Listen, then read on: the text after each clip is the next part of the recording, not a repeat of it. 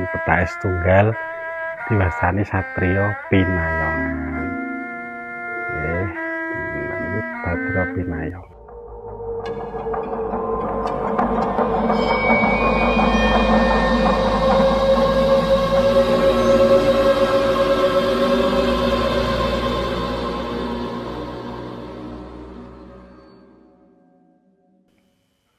Assalamualaikum warahmatullahi wabarakatuh.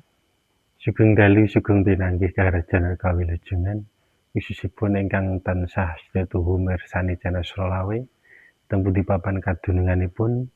Mugi-mugi sedaya kinanjar bagas waras jasmaniah rohaniyahipun daya lan batinipun, lan mugia ingkang mirsani channel Srolawe mangke angkat kamoten kamulyan derajat lan pangkatipun, lan mugia dipun gampelaken sedaya urus-urusanipun, lan mugia dipun tambahi rejeki ingkang kathah mlimpah ruah ridhanipun Gusti Allah samudayanipun.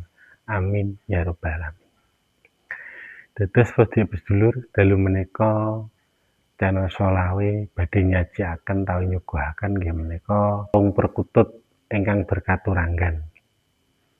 Nggih, ingkang saged ngraih jabatan utawi derajat lan pangkat, tan kamoten lan kamulyan. Nggih menika perkutut sepindah Sangga Ratu, Satrio Pinayongan, Wilis.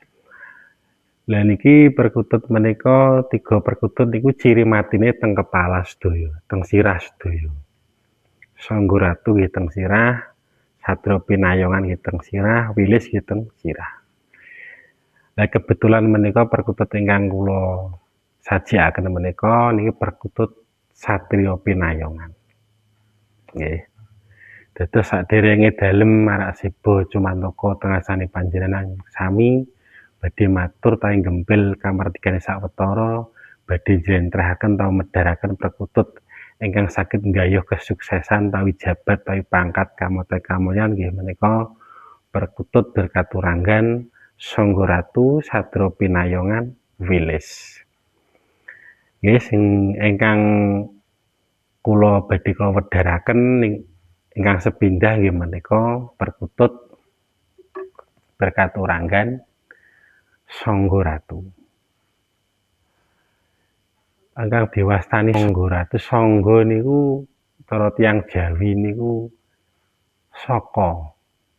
Saka niku umpami rumah niku tiyang. Saka ingkang dados sagake sak alam buwana. Namine sangga. Lah ratu niku penggede utawi raja. Nggih. Ratu niku ratu, raja niku penggede penguasa alam buwana. Namine Sangga Ratu. Sangga niku saged nyangga samudayane sak alam buwana. Lah ratu ingkang nguasani sak alam buwana.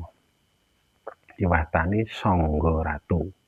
Dados ingkang gadah perkutut berkaturanggan Sangga Ratu, Pak insyaallah ngraih jabatan utawi usaha utawi kamoten kamulyan, Pak insyaallah saged kasembadan. Namine mawon mung nyangga niku cara tiyang barang abot dipun sangga dipun bantu, namine nyangga. Ratu niku kedudukane dhuwur, agung. Jadi ratu niku agung. Terus sakniki nggih kepresidenan ngoten niku diwastani ratu. Nek jamare diwastani para ratu, para raja ingkang gadah kekuasaan utawi penguasa umpami teng negari utawi teng upami lurah nggih teng dukuh teng desa, umpami negara sak negara, umpami provinsi nggih sak provinsi, namine penguasa diwastani ratu kerajaan, namine Sangga Ratu. Fa insyaallah ngarep perkutut berkaturanggan Sangga Ratu saged nggayuh jabatan, kamoten kamulyan lan kerejekian. Ingkang kaping kalih nggih menika ya dan petais tunggal diwastani Satrio Pinayongan. Nggih, niki Satrio Pinayongan. Wonten bulu petais tunggal. teng kepalanipun. Diwastani satriya pinayongan. Dados perkutut berkaturanggan ingkang saged ngraih kesuksesan pejabat malih inggih menika ingkang kaping kalih inggih menika perkutut satriya pinayongan. Diwastani satriya pinayongan niku satriya niku pemberani, pinayongan niku saged ngayomi. Jadi cara tiyang niku pun sepindah gadah perkutut Sangga Ratu, ping kalih gadah perkutut satriya pinayongan, Pak insyaallah saged njangkung utawi ngayomi, pemberani, kangge karisma kewibawaan saged kasembadan. Dados perkutut berkaturanggan satriya pinayongan niku satriya ingkang pemberani saged ngayomi upami tiyang gadah perkutut menika sak bali wismanipun, sak raja kayanipun, sak raja hajinipun, sak mobah sak solah sak empusipun insyaallah diayomi dipun lindungi rinten sedalunipun. Nggih danten sing ngayomi Gusti Allah Subhanahu wa taala, tapi winangka lantaran perkutut saged kasembadan, saged jangkung sak bali wismanipun, sak griyanipun, saha sak niat lan tujuanipun. Niku diwastani perkutut satriya pinayongan. Jadi satriya ingkang saged ngayomi, saged ngraih karisma, kerejekian lan kewibawaan samudayanipun saged kasembadan, saged mawujud yen Sangga Ratu pun kasabda-sabda Pandhita Ratu sedaya panjaluk saha pangucap saged kasembadan, lan satriya pinayongan nggih menika saged ngayomi, diwastani satriya ning pemberani, pinayongan saged ngayomi, saged memayu hayuning bawana, diwastani tata tentrem ketara harja, lan saged ngraih kautaman utawi bab kasampurnan. Kautaman niku saged dipun paringi ingkang nomor setunggal, bab kasampurnan niku diparingi sampurna. Kasampurnan niku diparingi sampurna gesang sak anak bojo lan sak putra wayahipun. Diwastani perkutut berkaturanggan satriya pinayongan. Ingkang kaping 3 inggih menika perkutut berkaturanggan ingkang saged narik karisma malih, saged ngangkat kamotan kamyan tawi pangkat nggih menika perkutut wilis. Jadi perkutut wilis niku nggih badhe Sangga Ratu, satriya pinayongan, nembe wilis.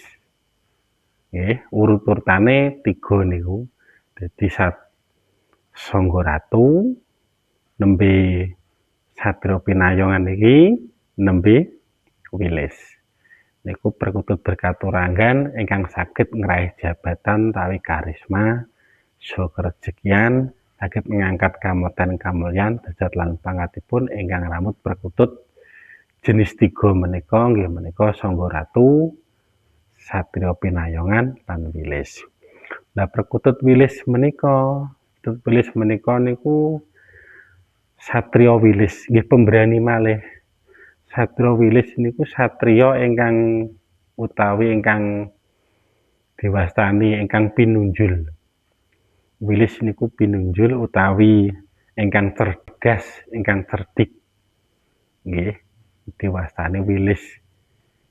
Lan gampang diasi sedaya para nayaka. Di para nayaka niku para jaman riyin niku para pegawe pegedhe kraton niku nayaka gadah welas gadah asih ingkang mangramut perkutut berkaturanggan satriya wilis. Jadi satriya wilis niku satriya nggih pemberani, wilis niku akal saha kepinterane niku pinunjul, ingkang cerdas. Lah napa niku wilis niku kangge kepemberanian, nggih. Lah wilis niku saged menarik karisma, karisma niku saged menarik kerejekian, saged dipun welasasi sedayanipun tiyang. Niku perkutut berkaturanggan satriya wilis. Dados perkutut menika nggih termasuk perkutut ingkang unik ingkang langka. Dadi dari ciri matine perkutut ingkang saged ngraih jabatan utawi karisma utawi kerejekian utawi pangkat nggih menika Sangga Ratu petake teng sirah niki saha Hatra Pinayongan ngeten niki ngeten petake teng tunggal ngeten niki. Nah niki Hatra Pinayongan.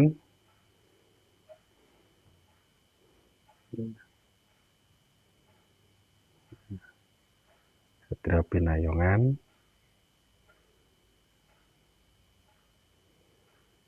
Nggih. Tes tunggal. Lah ingkang kaping telune Sadra Wilis niku teng Paningal. Teng Paningal. Di Sadra Pinayongan niku perkutute langka lur unik nggih. Perkutute cekli pamor. Nur cahyane wonten. Ini perkutut Satya Pinayongan. Dados para sedulur, pabilih para sedulur gadhah perkutut berkaturanggan 3 menika termasuk tiyang istimewa. Amargi perkutut niku maneka warna, benten-benten rupa lan benten-benten katurangganipun. Niki katuranggan ingkang saged narik kerejekian, ngraih derajat lan pangkat ingkang wonten petake teng kepala utawi teng sirahipun. Ya menika Sangga Ratu sepindah, ping kalih Sadra Pinayongan, kaping telune Wilis. Dados sanggene kawula medharaken perkutut berkaturanggan Sangga Ratu, Sadra Pinayongan, Wilis, kula cekapi semanten. Pabilih wonten atur katane kawula kirang trep kirang sae, para sedulur saged komen teng kolom komen. Fa insyaallah dalem badhe medharaken taun njlentrehake perkutut berkaturanggan ingkang luwih istimewa, ingkang mistis, ingkang magis, ingkang bertuah. Ana wijabang nang telenge bumi kairing para nabi wali. Alhamdulillahirabbil alamin. Wabillahi taufiq wal hidayah wa ridha wal kinayah. Assalamualaikum warahmatullahi wabarakatuh.